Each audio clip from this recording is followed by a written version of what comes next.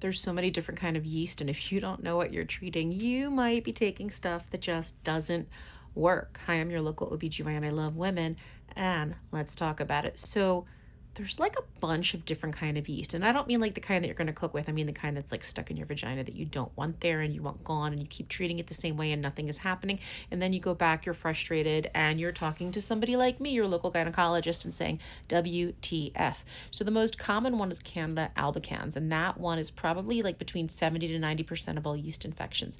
And the deal with it is that most of the time it is sensitive, meaning something like a diflucan or an azole cream like a monostat will work for it. So it's the most common, and therefore you get the most common kind of treatments even if you haven't swabbed for it. So that's why most women go over the counter and they get one of these things, and they work or they don't. The next culprit is Candida glabrata. Now, this one, about half of the time, your diflucan pill is not going to work, and neither will the monostat. Some people need a different type of azole medication like turconazole, which is just a different family member, like a cousin of the other ones, or they might need something like boric acid daily for 14 days and then maybe a longer term treatment if this is the annoying one that's there. The most rare Candida is Candida krusei. It's like less than 1% of the time, and it never works to treat this with diflucan, like never. Like, just keep the fluconazole away.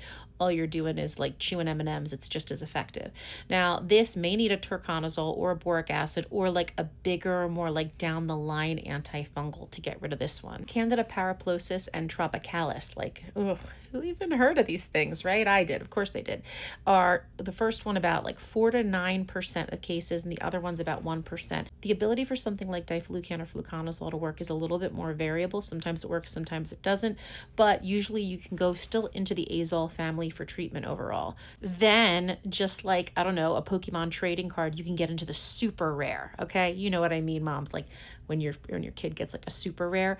There is Candida lusteri, and then there's Saccharomyces, and these are much more rare types of yeast.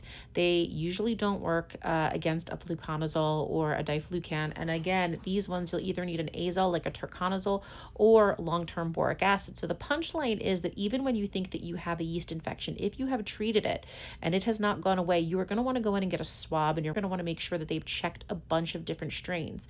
And depending on the strain, you may need something besides that single pill of diflucan, and you may either need a long course boric acid, or even sometimes we'll do a medication dose once a week for like months at a time in order to like really obliterate some of these weird bugs that are there.